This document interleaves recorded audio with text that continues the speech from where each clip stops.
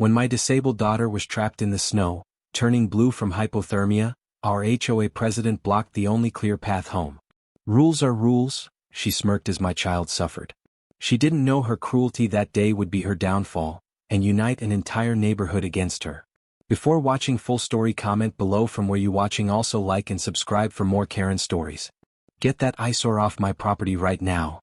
The shrill voice cut through the freezing air like a knife. I turned to see Deborah Wilson, the HOA president, storming down her driveway toward us, her face twisted with rage.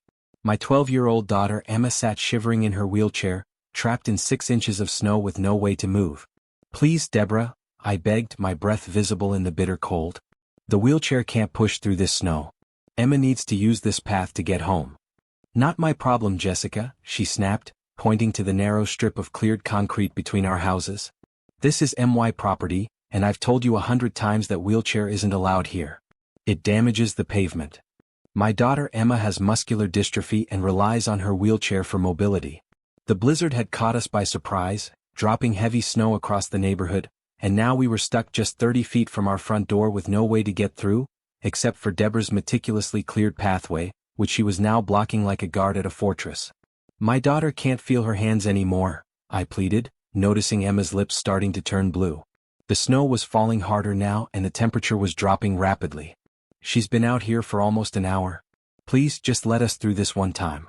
Rules are rules, Deborah said coldly, crossing her arms. When you moved in, you signed the HOA agreement. No modifications to shared spaces, no disruptions to neighborhood aesthetics. That includes dragging that wheelchair where it doesn't belong. I looked at Emma, her small frame shaking uncontrollably now.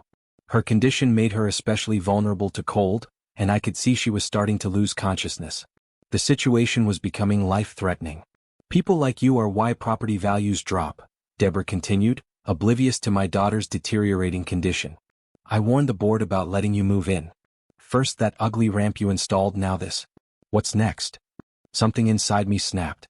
3 months of harassment, daily violation notices, and thinly veiled discrimination crashed over me like a wave. But it was the sight of my daughter's face, pale and drawn with pain, that pushed me over the edge. Move. Now. My voice was dangerously low. Or I swear to God I will make you move. Deborah smirked, clearly enjoying the power she held. Is that a threat? Another violation to add to your growing file. By now, a small crowd of neighbors had gathered, watching the scene unfold but hesitant to intervene. Deborah Wilson had ruled Pine Ridge Estates with an iron fist for 8 years, and everyone was afraid of becoming her next target. That child needs medical attention, called Mrs. Jenkins from across the street, the only one brave enough to speak up. Mind your own business, Martha. Deborah snapped back. This is an HOA matter. I looked around desperately, then back at Emma. Her eyes were starting to close. No pathway, no rule, no property line was worth my daughter's life. Call 911, I told a young man standing nearby, handing him my phone. Then I turned to Deborah. Last chance. Let us pass. Absolutely not, she replied, planting herself firmly on the pathway. So I did what any mother would do. I lifted my daughter from her wheelchair, cradling her against my chest, and charged forward. Deborah tried to block us, but the look in my eyes must have told her how dangerous that would be. She stepped aside at the last moment, sputtering threats about fines and violations. This isn't over, she shouted as I carried Emma through the snow toward our front door. You'll be hearing from the board about this. Inside our house, I wrapped Emma in thermal blankets and turned the heat up full blast. She was drifting in and out of consciousness, her fingertips alarmingly white. The paramedics arrived within minutes, immediately treating her for severe hypothermia. Her core temperature is dangerously low, one of them told me quietly. It's a good thing you got her inside when you did. Another 30 minutes out there. He didn't need to finish the sentence. I knew how close I had come to losing my daughter. At the hospital, the doctors confirmed Emma had moderate hypothermia and frostbite on her fingers and toes. As she slept in the hospital bed, warming pads around her body, I made several phone calls. First, I called my cousin Jennifer, who worked as a journalist for the local news station.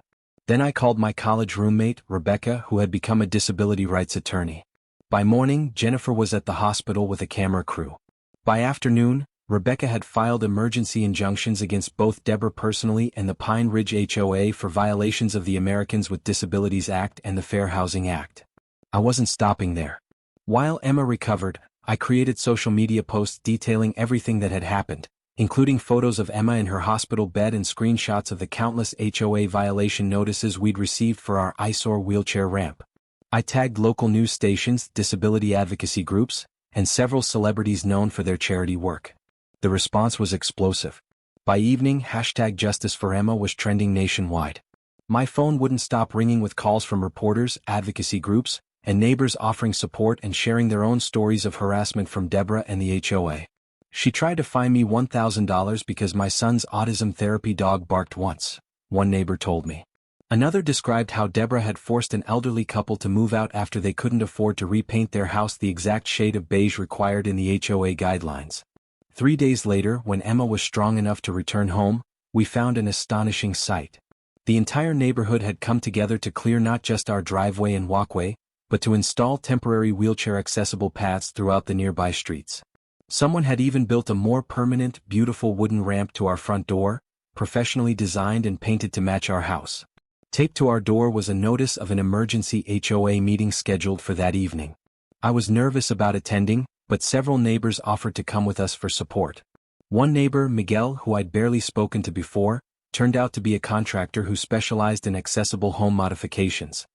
"Whatever you need for Emma," he told me, "just ask. No charge."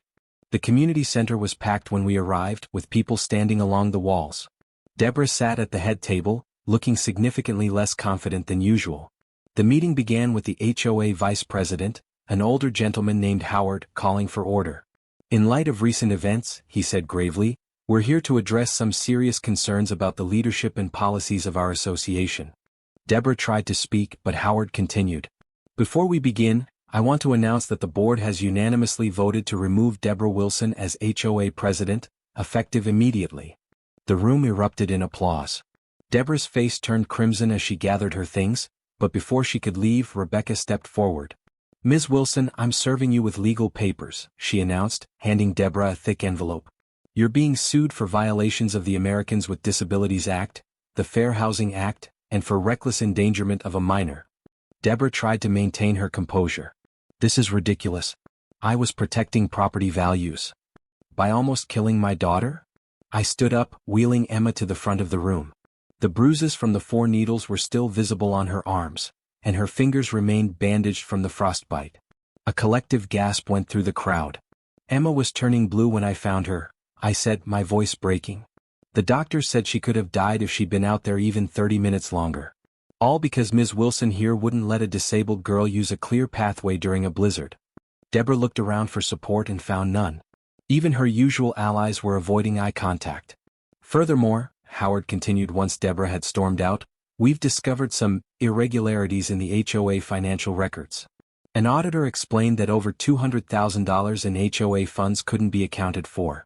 Deborah had been embezzling money from the excessive fines she'd been imposing for years, using it to renovate her own home and fund luxury vacations. By the end of the night, I was elected as the new HOA president with a mandate to create more inclusive community guidelines. The first order of business? Installing accessible pathways throughout the neighborhood and eliminating the absurd aesthetic restrictions that had made our lives miserable. In the weeks that followed, our story gained national attention.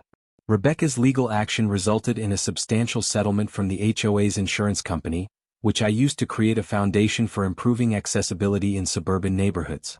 Jennifer's news story won a local Emmy and inspired similar investigations across the country. As for Deborah, the public shame was just the beginning. The investigation into the HOA records revealed she had been embezzling funds for years, using the money collected from those ridiculous fines to renovate her own home. She eventually pleaded guilty to fraud charges and was ordered to pay restitution to all the homeowners she had harmed. But the sweetest victory came 6 months later, when Lily wheeled herself confidently down our street on the first warm day of spring. The neighborhood kids who had previously kept their distance, now included her in their games, having adapted them so she could participate. The once forbidding Pine Ridge Estates had transformed into the supportive community I had always hoped to find. That evening, as we sat on our front porch watching the sunset, Lily turned to me with her bright smile. "Mom," she said thoughtfully, "remember when you used to say that sometimes bad things happen to good people?" "I remember," I replied, stroking her hair. "I think sometimes bad things happen so good people can find each other," she said, gesturing to our neighbors out walking their dogs, watering their gardens, and living their lives. Several waved cheerfully as they passed. I hugged my wise, beautiful daughter, marveling at her capacity for forgiveness and her ability to find light even in the darkest situations. "To the moon and back," I whispered. "And to the stars and beyond," she replied, her eyes reflecting the first evening stars.